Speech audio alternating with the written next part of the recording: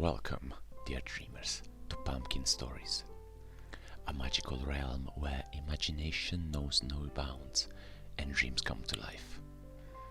I'm your guide through the realms of wonder and fantasy, ready to whisk you away on a journey to the land of slumber.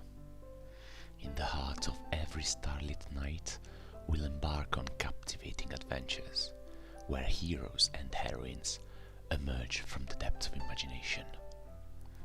From curious creatures in enchanted forests to brave explorers of far-off galaxies, each night a new tale unfolds to embrace your heart and guide you to the sweet embrace of dreams. Let your eyelids grow heavy as you listen to the gentle rustling of leaves, the soothing lullabies of the moon, and the whispers of imagination that dance through the night air. Our channel is a haven where worries fade and the extraordinary takes center stage.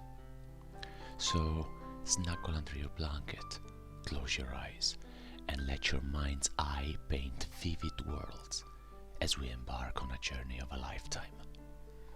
Every night, prepare to be swept away by the magic of storytelling as we present to you Pumpkin Stories. Your dreams are but a tale away. Tonight's story will bring you in a far, far away land. How would the Emperor of China react to the beautiful singing of a nightingale? Hope you'll enjoy this. This is the Nightingale. Many years ago, the Emperor of China lived in the most magnificent palace. Its rooms were vast, its windows were draped with the finest silk, its rugs were woven by the finest Persian rug weavers. Its furniture was handmade from the rarest woods by the world's best craftsmen. Its gardens were tended by 100 skilled gardeners. One of the gardeners would tell visitors to the palace, "I will now show you the most beautiful thing in all of China."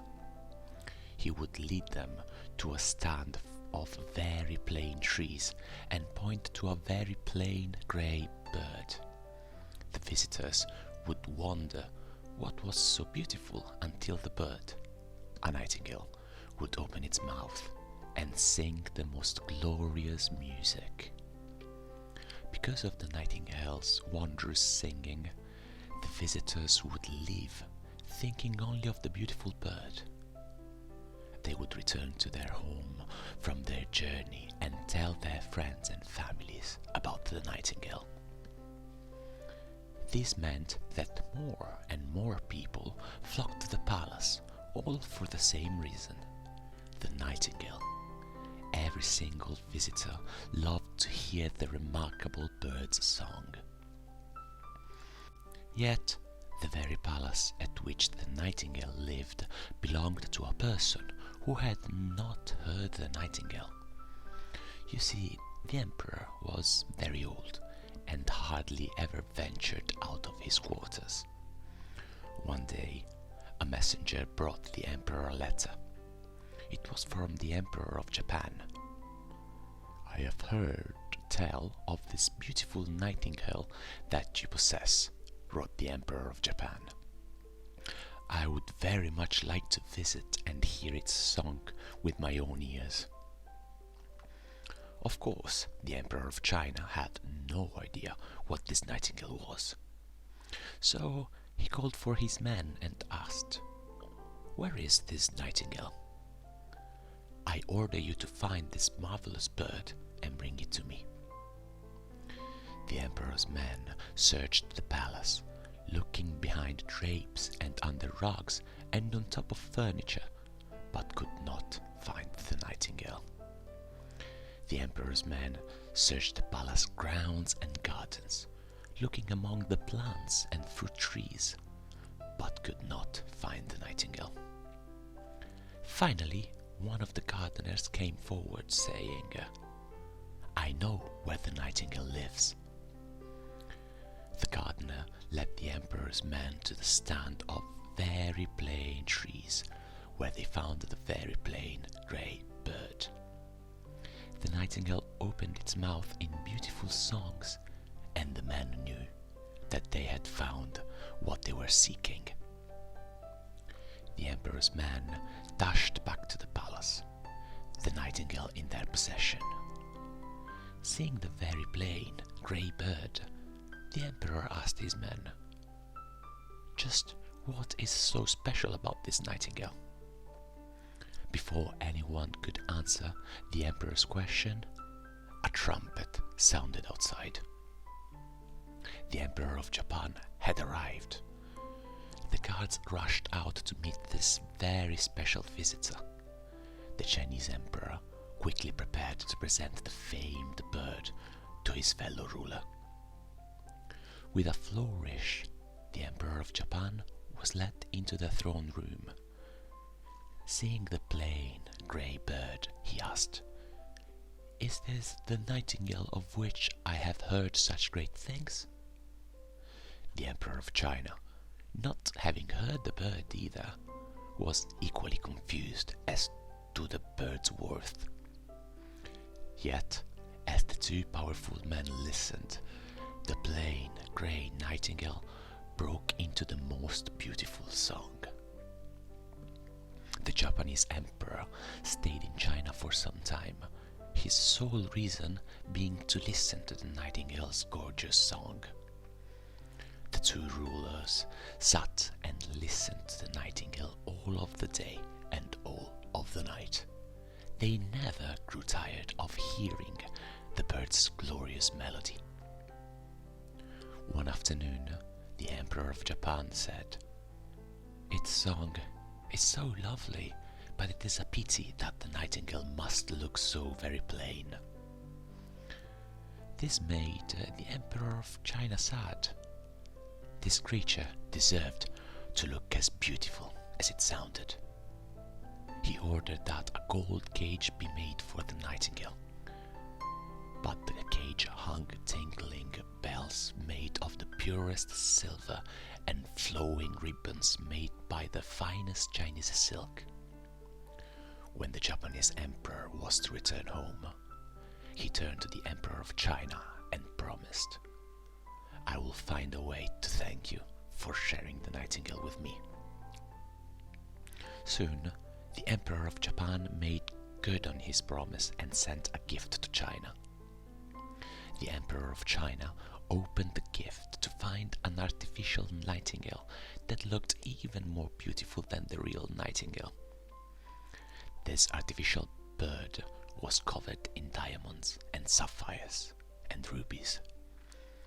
The jewels were made to look like feathers and shimmered and shone under the palace light. The real marvel, however, came when the bird was wound up. The Emperor of China turned the crank on the side of the artificial nightingale and was treated to the song that came from inside the bird. This bird sounded as good as the real nightingale, and it looked even better. However, the real nightingale did not really like this new bird. The new fake nightingale only sang waltzes and not true nightingale songs. The real nightingale left its cage and flew back to its home in the garden. "That was a very strange behavior," said the Emperor of China. "I wonder where the nightingale went." "Who cares?" asked one of his subjects. "This new bird sings just as sweetly, and it looks far more beautiful than the plain grey nightingale. And with this bird at another, we will always know that fine waltzes will be sung. We never know what the real nightingale might sing." "Indeed, we have the best bird right here," a third person said. But one evening, when the new nightingale was singing on one of its finest waltzes, the emperor heard a peculiar sound come from the bird. There was a whiz, and then there was a crack, and finally there came a whir. And with that, the artificial nightingale stopped singing. The emperor called for his best craftsmen, but they could not do anything. The nightingale was broken. Time passed with no nightingale music to fill the air in China. The people of China were overcome with grief. The emperor would not leave his bed. He became ill with sorrow, missing the song of his beloved bird. The emperor's subjects worried that he would not get better. Then, one morning, from outside the emperor's bedroom window came the sound of the sweetest singing. There, on a tree branch just outside the window, sat the real, live nightingale. The bird had heard of the emperor's illness and had come to sing to him out of love, for the emperor had once loved the nightingale so dearly. And as the nightingale sang its beautiful song, the emperor began to feel better. His arms and limbs were not so weak. His head did not hurt so. The emperor sat up and thanked the nightingale, who had flown to his bedpost. And that is where the nightingale stayed, happily, for the rest of its days. The end. I hope you enjoyed this one. Good night and sweet dreams by Pumpkin Stories.